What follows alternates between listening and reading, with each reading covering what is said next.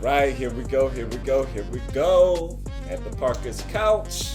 Let's get into some NFL action. Let's do it, brother. Right here. Camera point. Here we go. It was a interesting week. There was some There's some good games, some highs, and some lows that we're not going to talk about. Any lows. We only going to talk about just what the we want highs. to talk about. Just the highs. Tops only, no bottoms. That's right. And let's start at the top because it was phenomenal what happened between C.J. Stroud and Joshua Dobbs this past Sunday. C.J. Stroud's the man. I love this kid. The man. Like, honestly, brother, I was sitting there looking like, oh my gosh, these are some horrible games that we have. I was like, ahead of us. Tampa Bay and Houston, this game's going to be trash. This is going to be terrible. And it ended up being one of the best games of the year. It's so good. That was going on. Yeah. Like coming down to the field goal kicker going out, and you got a placement kicker coming in. Can we talk about somebody stepping up? Oh my gosh, that was great. I can't even say placement kicker. It's a non-kicker. He's a running back. Running back that came and kicked that field goal. That was amazing. You got Baker driving down, bringing the Bucks. The Bucks back. They thought they won it, but your man C.J. Stroud came my down. daddy coach of the year. Yes. We miss you, baby. But your man C.J. Stroud came and my daddy down. coach of the year. Yes. We miss you, baby. Come back to San Francisco. Please come back to San Fran. Yes. We miss you. Yeah, he's doing a great job in Houston. This team they have a chance to make the playoffs. I never thought that would happen. That's so crazy. Yes. But C.J. Stroud, does anybody in the league throw a better ball? I don't know. It's tough. It's so pretty. And he never throws up accurate. Like off target. Like not behind the player that's going to go behind to catch the ball or anything. They're always in stride. Was he this accurate in college? Did he jump off like that? I know he had good games. He had good games. He just had one bad game was that Northwestern game. But it was like bad weather. That was bad weather. Yeah, but other than that, he was really, really accurate. Even like in a muddy pocket. Like he doesn't have to have perfect protection. Yeah. He can still zing that ball down the field. Like everybody else in the NFL is having trouble throwing the ball downfield except for C.J. Stroud. So, and they got a good young nucleus. Oh, the receivers are really good. Right, yes.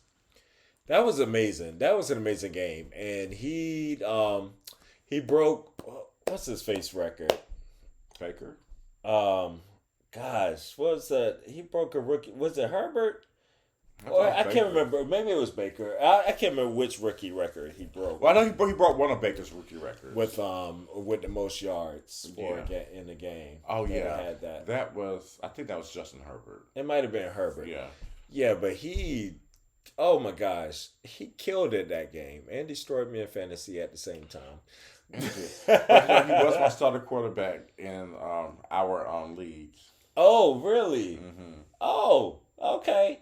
Which I won 7 straight in, by the way, but I only lost one because I couldn't make adjustments. It was too late, so that's okay. I won like 6 out of 7, so that's not too bad. But he drove them down at the end, and it was like boom, boom, boom. I can't remember. Do you remember how much time was on the clock? I know it was like 30-something 30 seconds? That was going.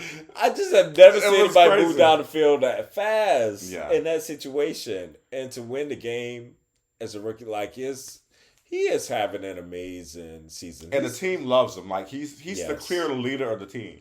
Like when they first said this, like at the beginning of the season, I was like, yeah, right. Oh, that's poppy talk. They say that about everybody. Oh, yeah, he's the clear leader of the team, the rookie. I'm like, whatever. No, this dude is the leader of the team. He's special. Yeah. He's special. No, that was literally amazing. Now, on the flip side, something else that was really amazing. I don't think I've ever seen anything what Joshua Dobbs did for the Vikings to beat the Falcons. Y'all got to picture this. I want a Dobbs jersey.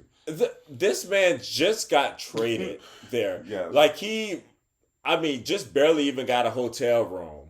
Like going in, just got traded, had to go on the road because they playing the Falcons.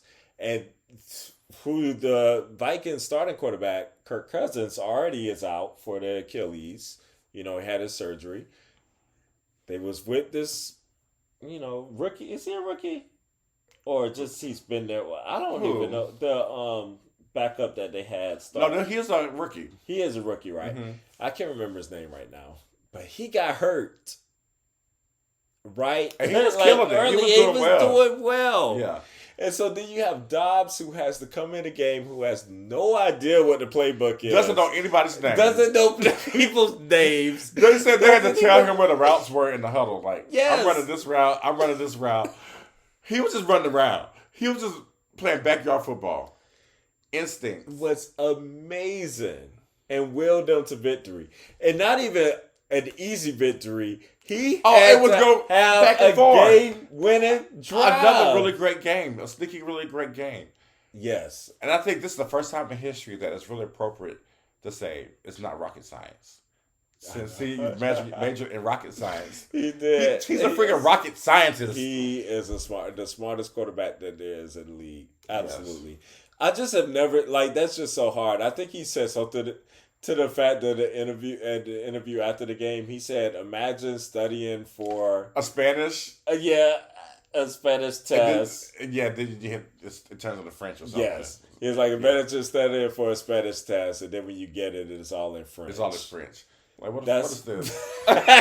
what am I supposed to do with this? That's what his experience was coming into the game. And that is crazy. And that's a really great analogy. So now you can really understand, like, he had no clue what was going on. But big ups to Kevin O'Connell. Like, absolutely. I thought you were just a puppet guy in LA. But you left LA, they're atrocious now. And you're doing the daggone thing in Minnesota. Like, why is everybody struggling on offense whenever you got somebody who came off the street, like 2 practices, did not practice with the first team, but you were able to coach the guy up to make these plays? Like, props to you. This is whenever you start looking at people like the Jets and the Giants. What are y'all doing? Maybe y'all practicing too much. I don't know what's going on? Like, this happens with a guy off the street, and y'all been there since training camp, and you can't get a first down. Right. You won't even pass the ball. It doesn't make any sense to me. Well, you passed it too much with Zach Wilson. Okay. You won't pass at all. Like, I'm just so confused. But anyway. But that's the most amazing thing I think I've seen on the football field in a very long time. That was just an amazing thing to witness. Both games, and when I think of, like you said, the running back kicking the field goal, making the kickoffs, and for the head coach to trust him to kick that field goal, I'm like, yes. I said, they got to go for it on the 4th down. He's like, no, I'm going to kick a field goal. But somebody who's never kicked a field goal in the 4th quarter of a game to take the lead, like you're down at the time. You would, yes. And they switched the camera to him, and he's just laughing. Like, he's having the ball. Like, it was just some amazing ballsy stuff. See, we're going to talk about people not having balls later in these games. Oh. Yes, because that Philly game pissed me off on both sides. Okay. For Philadelphia and Dallas. Okay. People not having balls. But that was ballsy. So kudos to y'all, both those teams. I'm curious. Let's get to the people not having balls, because kudos to y'all, but let's move on to Cowboys Eagles. That last the game of the week. And the Cowboys and Eagles pissed me off. That was the worst bunch of football I've ever seen. By 2 teams to end the game. Because the Eagles had a very quick drive, right? With theirs. The Eagles get the stop or whatever. Yeah. They get the ball. They need 1 first down. That's right. Yep. You have Jalen Hurts, who's really accurate right now. Like, he is walking on water. You have A.J. Brown, who is unstoppable. Dallas is loading the box because they want you to run the ball. They want to force you to run the ball, so they can call the timeouts and save some time, and so you don't get a first down. Why not roll out or something, throw a pass on first down?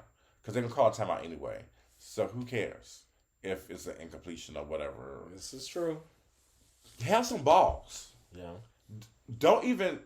It's like teams want the defense to always end the game.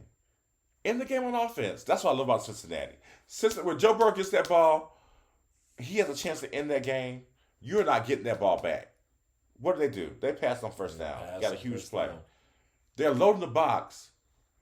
Pass the ball and end the game. You don't have to go through all this mess, these pass interferences and all this stuff. Yeah. You have to pray that you won the game against Dallas. Be a man. And then when it third and short and they threw that long ball, was that when they threw the long? That was another drive. That was another dumb. That was dumb. That was where all you had to do was run the ball and do the Philly shuffle or whatever y'all call it, Philly sneak. Give it a tush push. The tush push. I mean, they just made some idiotic calls. Just dumb. They were trying to hand that game to Dallas. And I think a lot of times coaches are afraid to be. Which is odd because Philly always goes for fourth downs and stuff a lot. But they don't go into the press conference and kind of explain stuff. I'll be like, listen, if it didn't work, hey, I have Jalen Hurts. I have A.J. Brown. I have complete confidence in these guys. Yeah. So I'm going to trust them 10 out of 10 times over my defense. That defense is Swiss cheese. Defense is... Yeah, so I was not here for how Philly ended that game. And then they fumbled the ball on the handoff and almost gave it back to him. They did. It was terrible. They did. That's true. So I was not impressed. Now, what about the Cowboys then? Oh my God! Why did it take so much time on that? First of all, that one drive. That time management. You know they always have a problem with time management. Do they have a 2-minute offense? I don't know. And it's like, can we now trust Dak, please? Take the training wheels off. Let him command the offense in a 2-minute drive. Yeah. It's like they're walking up to the line of scrimmage, just taking the time. Like, oh, we're just going to just trust this one possession here to win and lose the game. And they wasted so much time. They wasted a lot of time. Y'all had, if you would have hurried up and still got stopped or whatever, you had an opportunity to come back like you did with more time on the clock. Yeah.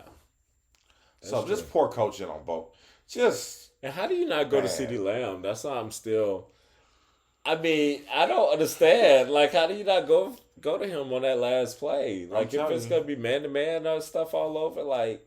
I hate the Rams, but I tell you, Matt Stafford, he gets it. Okay. He's like, I'm gonna just keep throwing it to this guy until you stop it. I don't get it. It's a lot of questionable things there. A lot of things.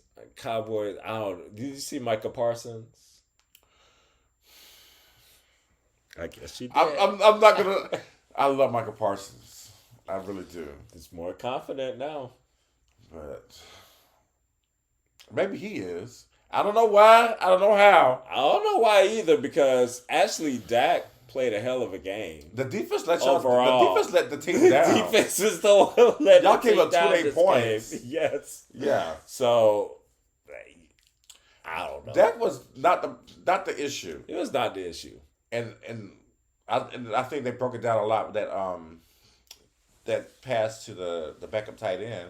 How Ferguson messed that up by not running the appropriate. Right. He didn't really. See, that's the thing about Dallas. It's like Dak gets the blame for a lot of stuff, but that team just is not gelled. Like everybody's making mistakes. And Pollard is not. He's a back. He's a number 2 running back. He's a scat back. He is not a power back. No, he needs that yin and yang going on. It was a great game. Then I would say in the terms of great, meaning in terms of like the competitiveness between the two. Absolutely. But like you said, there was so many a comedy of errors. There was just so many errors. The pass interference. What was that? Yeah. It made me more confident for my Niners. Yeah. To come, to really get it together. Because nobody's great. No. They're all beatable. Everybody is beatable. And like you said, I feel like everybody's 5-3 or something right now. Like everybody's 5-3. Everybody's had strong, but it's a long season. Everybody's going to have the ups and downs. It is. But Philly, I can give it to Philly though. Even though they make the mistakes, they still just win the game though. Yeah. But I think it needs some cleaning up, and I think the play calling could use a little bit more juice, and be a little bit less predictable. But can we talk about some frauds? The who is fraudsters. not even in the top 10 for me in the NFL right now. Dang. Not gonna be. Those Miami Dolphins. The They Fiends. are so disappointing. Like I mean, the highest scoring offense in the NFL or the highest rated offense and all this stuff. You put up 0 points in the first half. None. A goose egg. I understand Kansas City defense is better. Oh, They are good. It's number one. They are really stellar. Yeah. But 0 points. And your defense held Kansas City to 21. Yeah. They did their job. They did their job. No points in the second half. None. And that, oh gosh, and Miami had so many chances too in that second half. They did. And they just squandered. Like, I don't think it's just a thing. I don't think they could be good teams. Well, first of all, the offensive line is not good enough. No. And in the game of football, I don't care how many shiny pieces that you have, the game is decided in the trenches with the offensive line and defensive line. So this is why they struggle, because the offensive line is just not good enough. Yeah. So, and Tua is not making the winning plays. Not making the winning plays. No. Yeah. Which not is when they need them. kind of surprising to me, because he was really good at that in college. Absolutely. Yeah. He was really good at that in college. But yeah, I told you they are the biggest front runners in the league. Like they're destroying the terrible teams, but if you give them any kind of pushback, you hit them in the mouth. Well, I'll give them a little credit. They did come back in the second half and had a chance to win the game. They had a chance. I mean, they're not too terribly far off from winning these games. Like, even with the Philly game, it was only one possession game, and Tyreek Hill dropped like a touchdown pass. So it's some Can we talk about Tyreek a little bit? Because he talked all that trash. He talked all that. He said, if I don't score a touchdown, I'm going to do this, that, and that. Did you do this, that, and that? Because you didn't score no touchdown. I saw that fumble that led to another touchdown. Hello? I mean, that really wasn't that was rough. It was. I mean, it was tough, that fumble, but it happened. Yeah. I don't know. But they have more opportunities coming up, because their schedule is a beast. They definitely have the opportunities. I don't understand how Kansas City is still finding a way to win. That defense is really, it's really, the really best. That defense is the best that Mahomes really has had. Good. Yes. The offense really stinks. They were really good in the first half, though. Like, the receivers got open, and they just didn't get open in the second half. I don't know what it is. I don't know. But yeah, there was the offense. I can't believe we're saying this. The offense stinks. They do. They do. Bad. They stink. Maybe they need to run the ball more. They stink. Because Pacheco's maybe. Yeah. I don't know why teams abandon the run so much. Like, they're one of them too. Like, I understand Mahomes. I get it. I get it. Yeah. I get it. But run the freaking ball. But this is not the year. Yeah. Like, and I feel like if their run game, if they get that going, and that's going to open up the passing game. Maybe they're saving it. Andy Reid likes to save stuff for the postseason, so I think he's. And I'm not going to question Andy. No, Andy's he's never going to be questioned. So I do question the other. So what are your power rankings now? Who's your tops? My top is still Baltimore. Baltimore is definitely the best team in the league. They scored 30-something points with Lamar not even scoring a touchdown. I know. That is crazy. And that defense they ran for like 300 yards or something else. I just pray nobody gets hurt, because I want to see what this team can do. Like, if the 49ers don't win, I want the Ravens to win. I agree. So the Ravens are my top team. Number 2, it's still Philly. Philly is definitely a tough out. Number 3, okay, I'm gonna say it. I don't want you to. I know where you're going. Cincinnati Bengals. I knew it. Yeah. I don't blame you. Baby, I told you these Bengals are 4 in a row now, I think. Yeah. And Burrow makes the plays when he has to. And that defense is killing it too. Cincinnati 4. Kansas City 4. I think I'll put the Lions at 5 still. Even well, maybe a tie between the Lions and Jaguars. They were both off, so we have to wait and see what happens next week with them. So disrespectful. Who'd I miss? I mean, you're not even gonna put our Niners at 5. No. Not till I see them off the bye. So disrespectful. Not till I see them off the bye. I mean, we are playing the Jaguars, so we about to settle this and see you what's beat the gonna Jaguars, go on, and then we'll switch and see what's going on. Right. Because we were almost identical right there. They're the next one. They're 7 or 6 or whatever. But the Niners are my 5th team. So. Oh, that's just some home cooking right there. I call some hot season. It may be. Maybe. Yeah. But yes, definitely Ravens 1, Eagles 2, and I also had the Bengals at 3. Okay. They're deserving. Yes, they are. They're there. And I put Kansas City at 4, and I put us at 5. The Niners. Well, you're smart in the first part of your picks. But this is heating up. I think the top teams have been established. I think we kind of know who's going to the playoffs. Yeah. Already. At least I have a good idea. It's just gonna be up for grabs for those bottom spots with the Chargers and the Steelers and the Browns and them. I'm really want to see what the Browns do with. I'm ready for some separation. Yeah, I need some more separation to start happening. And to me, I think it's clear in the AFC who the top 3 are. The Ravens, the Chiefs, the Ravens, and Bengals. Everybody else is playing for second place. I can see that. Yeah, those are the tops for me. It's gonna be interesting though when the Bengals do get into the conference play stuff again because they struggle. They struggle.